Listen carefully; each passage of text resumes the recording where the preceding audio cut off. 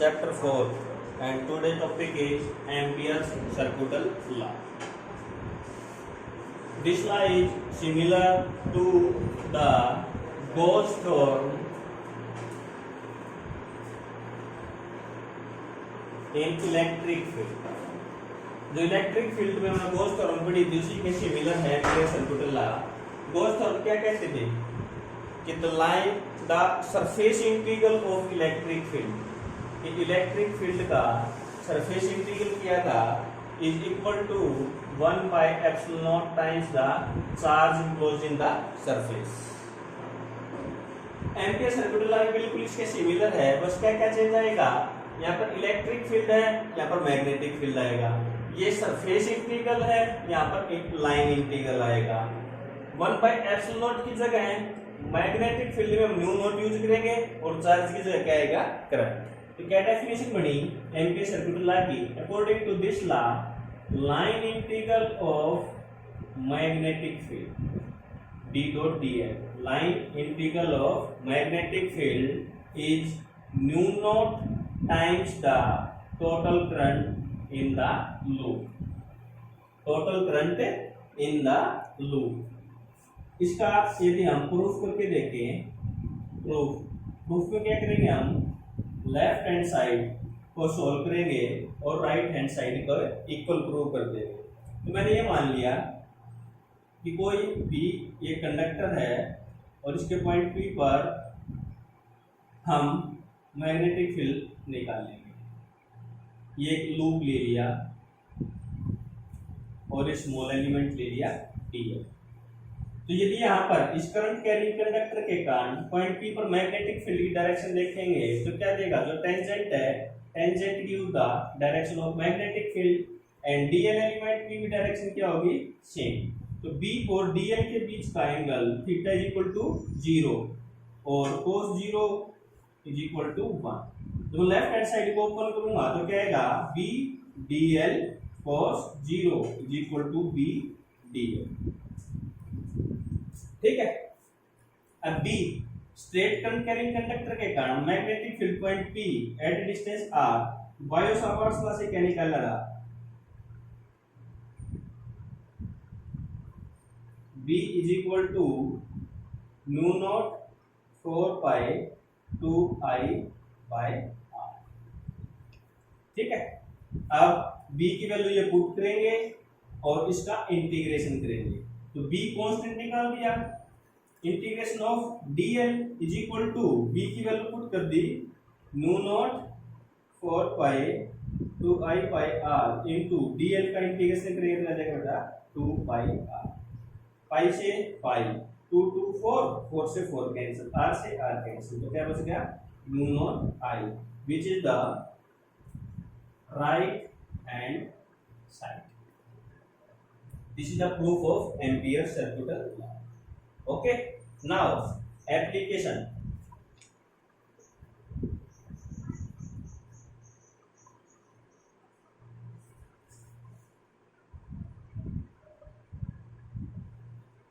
तो इसका जो एप्लीकेशन है वो सेम जो इनफाइनाइट लेंथ के कंडक्टर के बायो-सावर्ट्स लॉ के कारण जो मैग्नेटिक फील्ड निकाला था, ये रिजल्ट अब हम एम्पियर सर्कुलर लॉ से निकालें.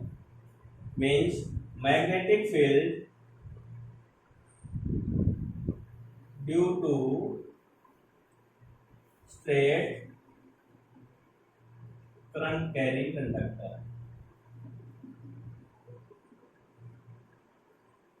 Let us consider X, Y is a straight current carrying conductor having current I, and we have to calculate the magnetic field at point P at distance D. So by using Ampere's law, we will draw a loop of radius A, and its element dl. According to Ampere's law, line integral of B dot dl is equal to mu naught I. अब यहाँ पे B और D L को हम लिख सकते हैं B D L cos theta is equal to mu naught I, theta is equal to 0 and cos 0 is equal to 1। तो b integration of D L is equal to mu naught I. अब इसका integration करेंगे DL का, तो DL क्या होगा, ये complete loop होगा, मींस इस लूप की क्या होगी सर्कमफ्रेंस, इसका इंटीग्रेशन करेंगे क्या आएगा 2 pi a is equal to mu naught I, b is equal to mu naught I upon 2 pi a। और इसको हम ऐसे भी लिख सकते हैं mu naught 2 I upon 4 pi a। Same as it is result हमने बायो-सावर्ट्स लॉ से निकाला था, ठीक है। यहाँ पर जो बायो-सावर्ट्स लॉ के कारण जो रिजल्ट था वो एज इट इज हमने एम्पियर सर्कुलर लॉ से प्रूव कर दिया। Clear. Next topic is solenoid.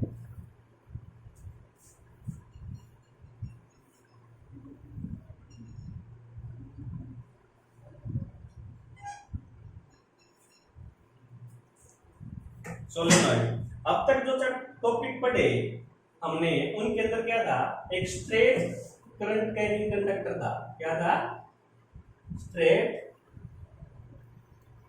Current carrying conductor.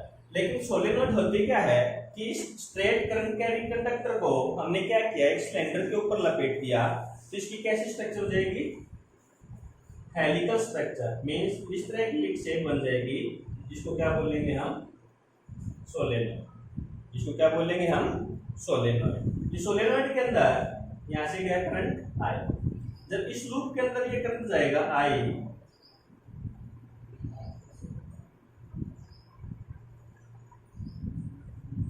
तो यहां से देखें हम तो इस सरफेस से ये सरफेस के अंदर जो करंट है दैट इज क्लॉकवाइज। ये करंट क्या है, क्लॉकवाइज। क्लॉकवाइज जब क्लॉकवाइज करंट हो तो किस पोल की तरह काम करेगा बेटा, साउथ पोल की तरह। और इसके इस एंड को देखोगे आप तो इसके अंदर जो करंट है वो होगा एंटी क्लॉकवाइज, और ये करेगा हमारा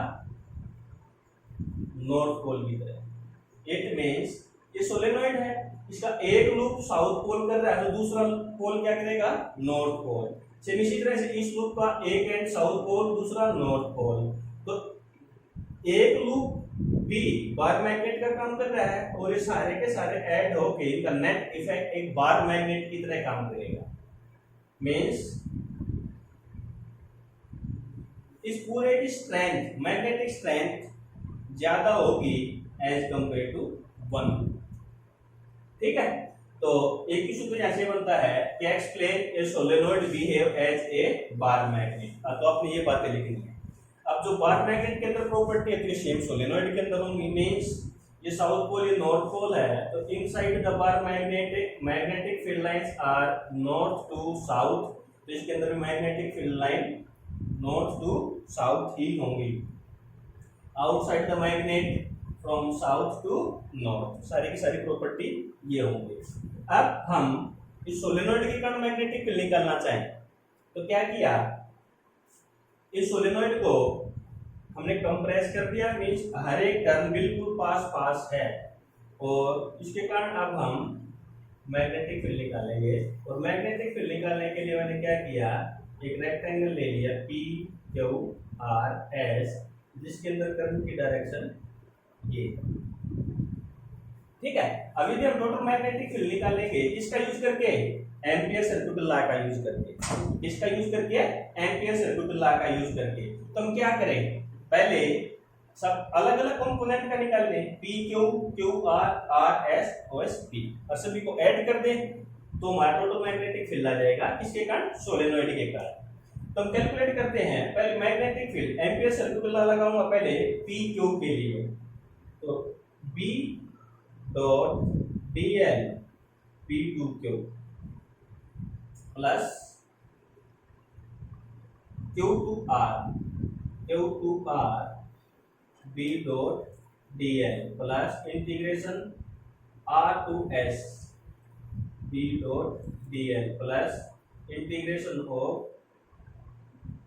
S to P B dot D L is equal to mu naught आई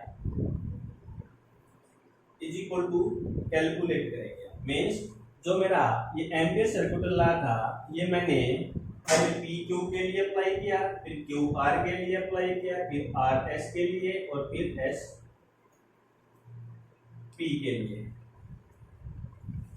ठीक है, अब अलग अलग एक कैलकुलेट करते हैं। और जो मैंने ये लेंथ मानी है ये लेंथ मान ली हमने एल।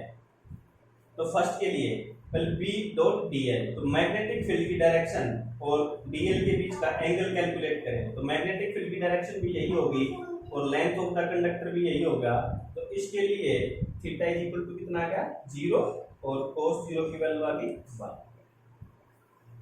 अब आर क्यू आर साइड के लिए, क्यू आर साइड के लिए हम बात करें तो यहाँ पर क्या है, मैग्नेटिक फील्ड की डायरेक्शन इस साइड है और लेंथ की डायरेक्शन है इस साइड डीएल एलिमेंट, इन दोनों के बीच का एंगल 90 डिग्री।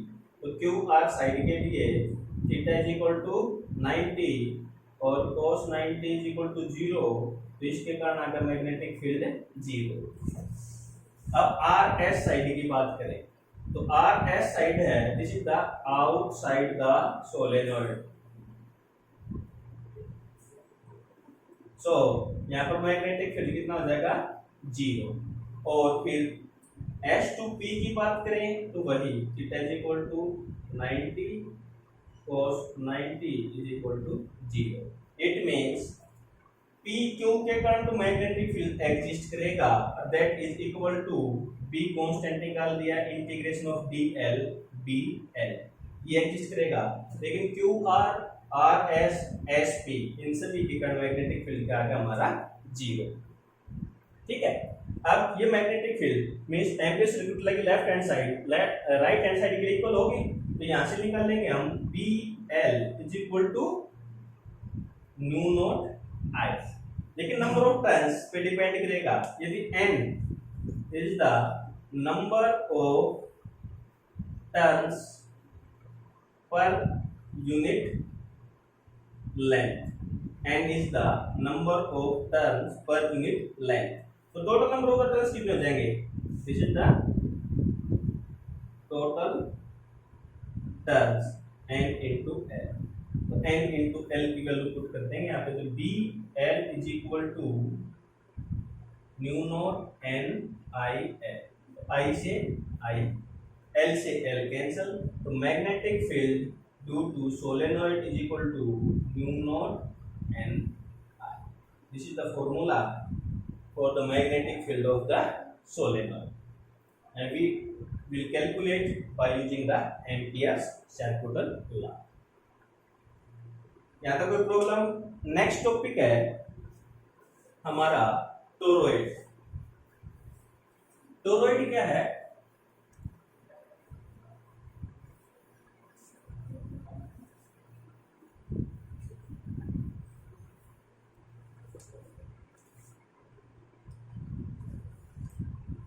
टोरॉइड क्या है कि एक सोलेनॉइड को हमने एक रिंग फॉर्म बना दी, ring form by using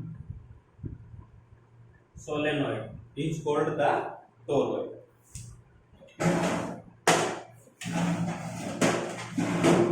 means ये एक सोलेनॉइड को मैंने एक रिंग फॉर्म में चेंज कर दिया, तो जो ये लूप बन गया हमारा,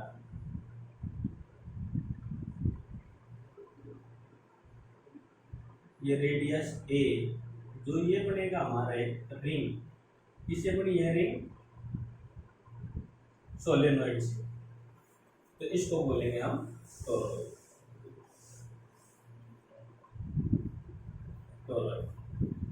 ठीक है, अब इस टोरॉइड के कारण हम मैग्नेटिक फील्ड कैलकुलेट करेंगे, तो इसको भी हम क्या करेंगे, दो पार्ट्स में डिवाइड कर देंगे।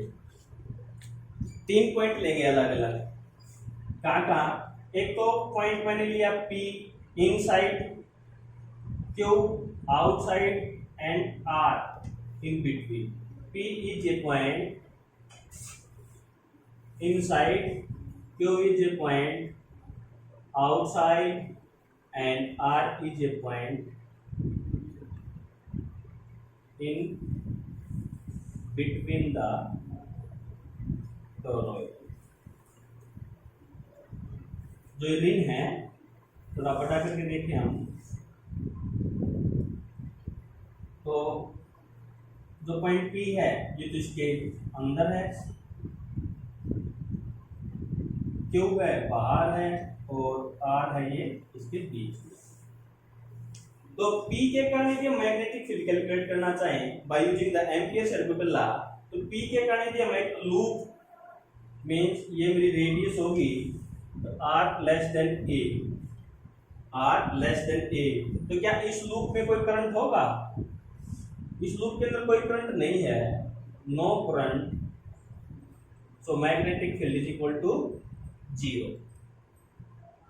सेम इसी तरह से यह है P के लिए, यदि मैं Q के लिए बात करूं, R greater than A means बाहर होगा, इस लूप के लिए no current, magnetic field is equal to 0, magnetic field is equal to 0। अब R पॉइंट के लिए R is equal to A की बात करें, तो इसके लिए लूप होगा, इसके अंदर करंट होगा, करंट I, इसके कारण करंट होगा I, और इसके कारण यदि हम मैग्नेटिक फील्ड कैलकुलेट करना चाहें तो B dl, इसको एक्सपेंड करूंगा मैं, B dl cos थीटा, तो इस लूप के लिए हम थीटा कैलकुलेट करेंगे तो क्या आएगा 0, और cos 0 की वैल्यू आ गई 1, तो integration of B dl, integration of B dl। अब B कांस्टेंट है, dl का इंटीग्रेशन करेंगे तो क्या आएगा बेटा, dl क्या है, टोटल इस टोरॉइड की जो सरकमफ्रेंस होगी वो होगी, टोरॉइड की सरकमफ्रेंस होगी वो होगी, तो integration of dl is equal to b dot 2 pi r, ये हमारी है लेफ्ट हैंड साइड। अब according to Ampere's law this must be equal to b dot 2 pi r is equal to mu naught I, Ampere circular law कहता है b dot dl is equal to mu naught I, ये तो ampere circular law है।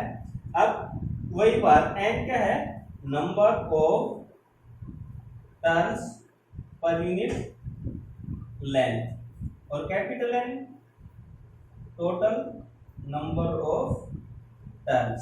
अब एक पर unit length में भी n टर्न्स हैं, तो टोटल नंबर ऑफ टर्न्स कितने होंगे, mu naught I into n, total length से मल्टीप्लाई कर देंगे 2 pi r, b dot 2 pi r। ये बात समझ में आई? देखो पिछले केस में बेटा यहाँ पर तो लेंथ L थी, तो डायरेक्ट L से मल्टीप्लाई हो गया था, टोटल नंबर ऑफ टर्न्स के लिए तो डायरेक्ट L से मल्टीप्लाई हो गया था, लेकिन यहाँ पर लेंथ क्या है, लेंथ जो this is the circumference of the toroid, length is the circumference of the toroid, इसलिए इसे मल्टीप्लाई कर दिया 2 पाई r से। अब देखो 2 पाई r से 2 पाई r कैंसिल, तो वही magnetic field is equal to mu naught n I, it means the formula for magnetic field for a toroid and the solenoid is same, formula for solenoid and toroid is same, ये formula याद रखना है आपने, और ये आपका topic complete हुआ। इसके बाद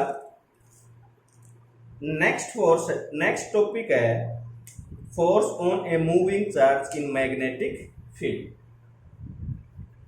देखो हमने पढ़ा था कि कोई भी चार्ज पार्टिकल यदि मैग्नेटिक फील्ड के अंदर एंटर करेगा, कोई भी चार्ज पार्टिकल यदि मैग्नेटिक फील्ड के इलेक्ट्रिक फील्ड के अंदर एंटर करेगा तो हमें फोर्स लगेगा।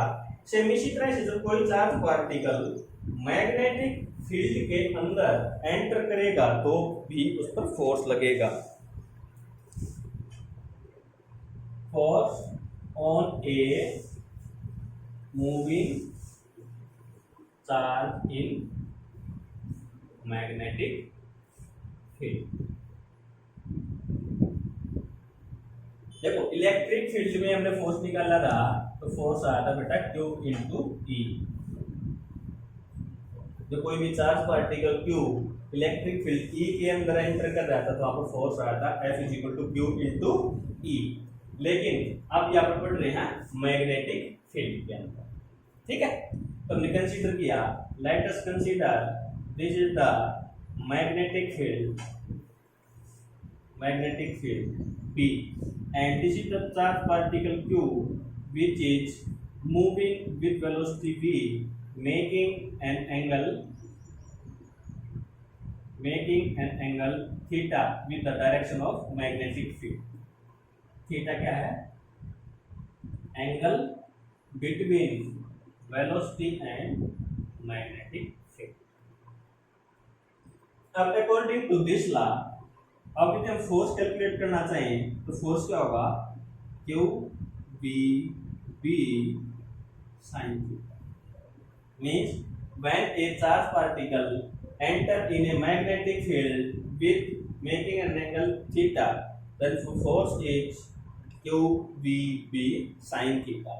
देखो वेलोसिटी भी वेक्टर क्वांटिटी है, मैग्नेटिक फील्ड भी वेक्टर क्वांटिटी है और साइन है। इसको वेक्टर फॉर्म में हम ऐसे भी रिप्रेजेंट कर सकते हैं, B cross B, F is equal to Q B cross B। अब बात आती है बेटा यहाँ से फोर्स की डायरेक्शन कैसे देंगे। Direction is given by Fleming left hand rule. Fleming left hand rule आपने 10th क्लास में पढ़ा था। ये ला क्या कहता है? According to Fleming left hand rule, ये हमारा लेफ्ट हैंड है, ये हमारा thumb, first finger, middle finger, इन तीनों को हम म्यूचुअली परपेंडिकुलर लेते हैं, thumb, first finger and middle finger, ठीक है। तो तीन चीज है इसके अंदर, thumb, first finger and second finger. According to this law, our first finger, middle finger and thumb mutually perpendicular, then first finger represent the direction of magnetic field। ये किस चीज को रिप्रेजेंट करेगा? मैग्नेटिक फील्ड को। Second finger represent the direction of velocity. First finger magnetic field, second finger velocity, then thumb give the direction of force। Thumb give the direction of force. तो जो कोई भी फोर्स लगेगा किसी भी charge particle पर जो वेलोसिटी v से मैग्नेटिक फील्ड के अंदर मूव करेगा, उसकी डायरेक्शन हम फ्लेमिंग लेफ्ट हैंड रूल से देंगे। और इसी फार्मूले से एक चीज और कैलकुलेट करते हैं बेटा, फोर्स मैक्सिमम कब होगा? मैक्सिमम के लिए थीटा इज इक्वल टू 90 और sin 90 की वैल्यू क्या आ गई? 1। तो F is equal to Q B। यहाँ से कैलकुलेट करते हैं हम B क्या हमारा? Magnetic field.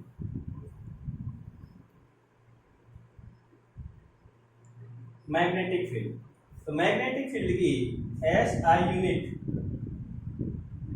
टेस्ला, और यहाँ से हम डायमेंशनल फार्मूला निकाल लेंगे। ये याद रखना आपने बेटा कि मैग्नेटिक फील्ड का डायमेंशनल फार्मूला निकालने के लिए हमारा फार्मूला होगा F upon Q by V।